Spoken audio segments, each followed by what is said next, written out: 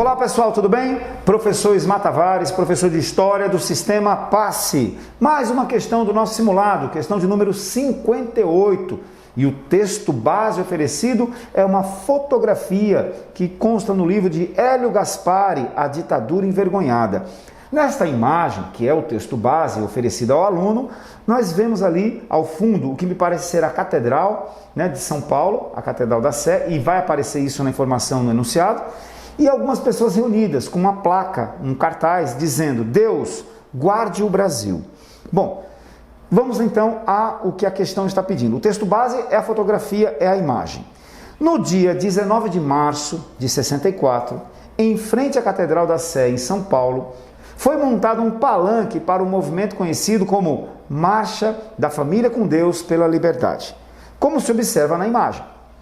Tal movimento, o que estava acontecendo no Brasil naquele período? O governo João Goulart estava sendo contestado por alguns setores da sociedade brasileira, por uma elite, por uma classe média, por setores militares, por setores da igreja, setores mais conservadores, e apoiado por setores mais populares, estudantes, sindicalistas, ligas camponesas, enfim. Essa discussão levaria ao golpe militar de 64. Mas essa manifestação específica, Deus salve o Brasil, em 19 de março, uma questão que envolve o conteúdo, tá? Mas também uma análise crítica. Vejamos as alternativas. Tal movimento desejava o fim do Estado laico no Brasil. Gente, quem conhece, quem já estudou esse assunto de 64, a questão não é religiosa.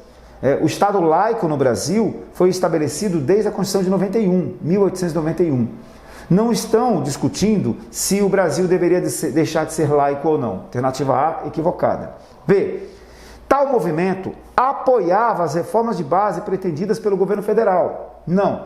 Esses setores, Deus guarde o Brasil, salve o Brasil, é porque havia aquele temor que foi disseminado sobre o comunismo, essa coisa toda. Então o movimento é contra João Goulart e não a favor das suas reformas.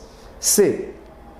Homenageava o Brasil por possuir a maior população católica do mundo. Isso aqui é um elemento distrator, alternativa que não pode ser marcada de forma alguma, porque a questão, eu insisto, não é sobre a religiosidade do país, que o Brasil está vivenciando aqueles tumultuosos anos e meses do ano de 64. Repudiava a tentativa dos Estados Unidos de interferirem na política brasileira. Não, muitos clamavam até por uma maior aproximação do Brasil com os Estados Unidos. O presidente João Goulart, de tendência mais nacionalista, não era tão próximo ao governo do presidente lá dos Estados Unidos. E a alternativa clamava por uma intervenção militar contra o governo do presidente João Goulart. Questão número 58, a alternativa